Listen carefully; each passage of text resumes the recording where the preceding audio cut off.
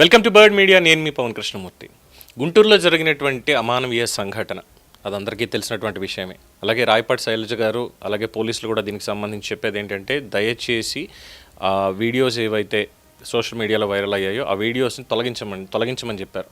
ఖచ్చితంగా ఆ CCTV footage ఏదైతే రికార్డ్ అయిందో అక్కడ అది అసలు పబ్లిక్లో లేకుండా చేయాలి, తద్వారా ఆ అవమానం మళ్ళీ గుర్తు రాకుండా చేయాలి వాళ్ళకి అనేది ఆవిడిచ్చిన సందేశం. అండ్ డెఫినెట్లీ డ్యూ రెస్పెక్ట్, మనం పాత వీడియోలో గుంటూరులో జరిగినటువంటి ఆ వీడియోలోంచి కూడా ఆ పర్టికులర్ సీసీటీవీ ఫుటేజ్ పార్ట్ని ట్రిమ్ చేయడం జరుగుతుంది.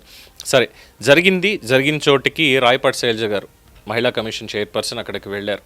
సో వెళ్ళినప్పుడు సాధారణంగా ప్రతిపక్షాలకు చెందిన వాళ్ళు, ఇతరత్ర ఉండేవాళ్ళు ఎవరో ఒకళ్ళు వస్తారు. వచ్చినప్పుడు ఎలా మాట్లాడాలి, మేడం ఏంటి అసలు ఇలాంటివి జరుగుతున్నాయి, మనం దీనికి ఏం చెయ్యాలి అంటే ఒక ప్రోయాక్టివ్గా మనం సమాజానికి ఒక మంచి చేయాలి, దానికి ఇదిగో ఇలాంటిది ఇంకో మహిళకి ఎక్కడా కూడా జరగకూడదు, దానికి మనం ఏం చేద్దాం, రండి కలిసి కూర్చుందాం, టీ తాగుతూ మాట్లాడుకుందాం, ఒక మంచి సిస్టమ్ని మనం ఎస్టాబ్లిష్ చేయాలని ఒక మంచి సలహా, ఒక మాట ఉండాలి. కానీ అక్కడికి వెళ్ళి మేము మా ఇష్టం వచ్చింది మాట్లాడతాం, మేము ఇలా చేస్తాం అలా చేస్తాం, ఇది అంటే ఊరుకుంటారా? అందుకే ఆవిడ కూడా చాలా మంచి స్వీట్ వార్నింగ్ ఇచ్చారు. పోలీసులు అక్కడికి వచ్చిన వెంటనే ఏం చేయలేదు, ఇది చేయలేదు, అది చేయలేదు, పోలీసులు ఉన్నారు కాబట్టి ఆగింది, ఇంకోటి అయింది, ఇవన్నీ మాట్లాడుతూ నోరేసుకుని పడిపోతుంటే వాళ్ళకు కూడా ఒక రకమైనటువంటి ఒక మంచి వార్నింగే ఇచ్చారు. మీరేంటో అంతకుముందేంటో ఇప్పుడేంటో కూడా తెలుసు అంటూ ఆ వీడియోలు చాలా వైరల్ అవుతున్నాయి. ఒకసారి మనం కూడా చూద్దాం. మీరు వచ్చి ఇక్కడ ఇష్యూ చేయడానికి అనవసరంగా వస్తే అవమానం జరిగింది, అందరం ఫీల్ అవుతున్నాం. జరిగిందా లేదా? I know she's a lawyer. I know her from before. I know her now also. Okay. So please don't talk. You want me to get the son here and tell? కొడుకుని తీసుకొని చెప్పినా పోలీసులు respond అయ్యారా లేదా అని?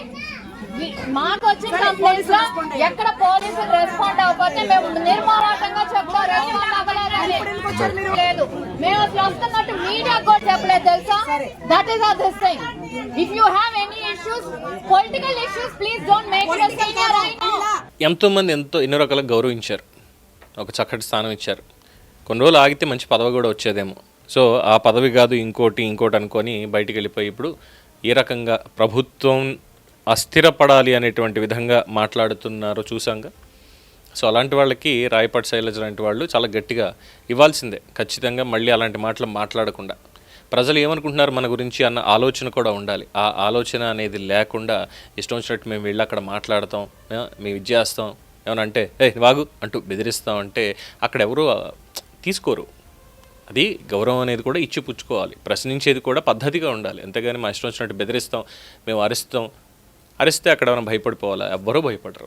So ఎవరికైనా సరే ఇదే వర్తిస్తుంది. దీని మీద మీ అభిప్రాయం తెలియజేయండి. చూస్తూనే ఉండండి ది బర్డ్ మీడియా. ఈ వీడియో మీకు నచ్చినట్లయితే లైక్ చేయండి, షేర్ చేయండి, సబ్స్క్రైబ్ చేయండి. మరిన్ని అప్డేట్ల కోసం మా వాట్సాప్ ఛానల్ను ఫాలో చేయండి.